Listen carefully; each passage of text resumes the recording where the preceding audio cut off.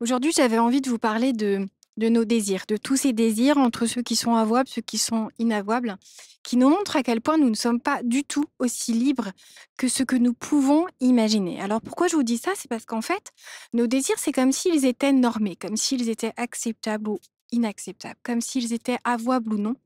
Et je trouve que c'est encore dommage. On vit, en tout cas pour ma part, je vis en France. Je sais pas dans quel pays vous vous trouvez. N'hésitez pas à me le dire d'ailleurs en commentaire.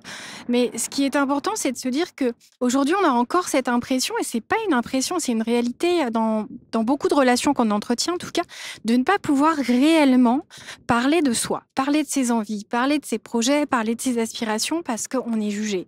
Et c'est une réalité. C'est pas quelque chose qui est de l'ordre de l'imaginaire. On est jugé dès qu'on ouvre la bouche, dès qu'on fait quelque chose, dès qu'on essaye quelque chose, il y a toujours quelqu'un ou quelques-uns qui sont là pour poser leur jugement, mais quand on ne leur demande rien. Et c'est un fait, si vous cherchez à vous isoler de ça, à éviter ça, à vous préserver, c'est en choisissant d'une part les gens que vous fréquentez, et puis d'autre part en vous blindant, parce qu'il y aura toujours des gens à trouver que vous n'êtes pas assez fort, pas assez inspiré, inspirant, courageux, résilient, ou alors au contraire qui vont dire que vous avez des rêves qui sont illusoires, que c'est impossible, que c'est incroyable de vivre encore dans une telle utopie, alors que eux se sont résignés. C'est comme s'ils avaient raison de se résigner et comme si vous, avec leurs rêves, vous les dérangiez. Et c'est quand même vraiment dommage de ne pas s'autoriser à vivre, à espérer, à croire, à avoir une ambition et des aspirations absolument incroyables. Tout ça parce que certains ont arrêté de rêver, se sont résignés, ont abandonné la partie, et ça serait peut-être moins douloureux pour eux si tout le monde abandonnait aussi la partie, parce que ça les confronte un peu moins à ces peurs qu'ils ont écoutées au point de les laisser gagner, à ces peurs qui sont devenues tellement fortes qu'elles étaient comme des voix qui leur disaient mais arrête, arrête parce que ça va faire trop mal si tu n'y arrives pas. Sauf que ça fait mal si on abandonne, si on ne rêve plus, si on ne vit plus, on ne vibre plus, c'est ça qui fait mal. Et c'est 97% de la population qui fait pourtant ça. Et je trouve ça tellement dommage. Moi, ma mission, c'est d'aider tous ceux et toutes celles qui ont envie de ne jamais se résigner, qui se disent que la vie, elle est trop belle pour abandonner au premier obstacle, parce qu'ils n'ont pas eu le bon soutien, parce qu'ils n'avaient pas les connaissances nécessaires, parce qu'en fait, ils se sont donné corps et âme, mais ça n'a pas marché. Et c'est logique que ça ne marche pas toujours, que ça ne marche pas du premier coup. Et c'est formidable aussi de se dire que ça permet de réviser la chose, ça permet de se poser les bonnes questions, de voir de qui on s'entoure, de voir ce qu'on fait, de ce qu'on vient d'apprendre, de ce que certains appelleront un échec. Cet échec, certaines personnes s'en moqueront. Certaines personnes vous diront qu'il est temps de comprendre que c'est pas pour vous. Sauf que si vous regardez tous les plus grands succès, c'est parti d'échecs, c'est parti de désillusions, c'est parti de choses qui n'ont pas fonctionné du premier coup. Et c'est aussi merveilleux de se dire que ça vaut encore plus la peine de se battre, d'y croire et de se dire moi aussi, je peux faire partie de tous ces succès qui inspirent. Il n'y a pas besoin d'avoir un succès incroyable, d'avoir un livre qui parle de sa biographie, d'être connu, d'être classé parmi les plus grands succès, les plus grandes fortunes. C'est pas ça la réussite d'une vie. C'est ce que vous visez.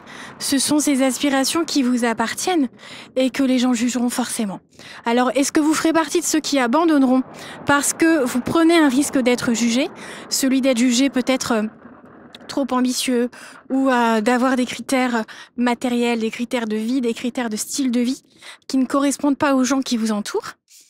C'est peut-être les gens qui vous entourent qui ne vous correspondent pas. Mais vos rêves, ils vous appartiennent. Ils font de vous quelqu'un d'atypique, quelqu'un d'unique, quelqu'un de merveilleux et quelqu'un qui en inspirera d'autres. Alors, est-ce que vous voulez en inspirer d'autres? Est-ce que vous voulez vraiment vibrer?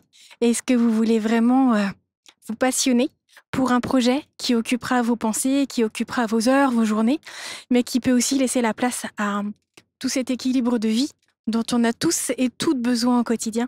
Et je l'ai fait. J'ai aujourd'hui 3 sociétés. J'ai des clients que j'adore accompagner puisque je suis à la fois life coach, donc coach de vie, et executive coach, donc j'accompagne les entrepreneurs. Et cette mission, je trouve qu'elle est incroyable. Cette mission, elle est venue à moi. J'y avais pas pensé.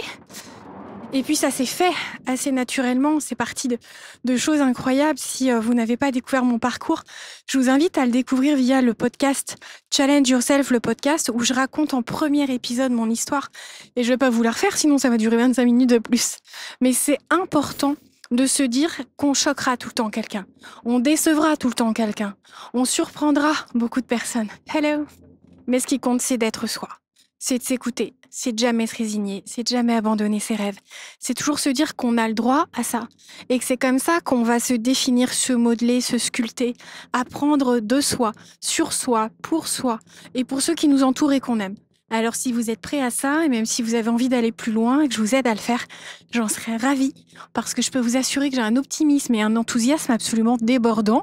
Alors si vous avez besoin que je vous en distribue un peu, que je vous apprenne aussi à cultiver cet enthousiasme, à booster cette détermination, cette confiance en soi qui font qu'on arrive à avancer vers tous ces objectifs sans jamais plus renoncer, eh bien ça sera avec un grand plaisir. Abonnez-vous dans un premier temps à cette chaîne. Vous pouvez découvrir le podcast et surtout, avant de partir, mettez bien un j'aime. À très vite.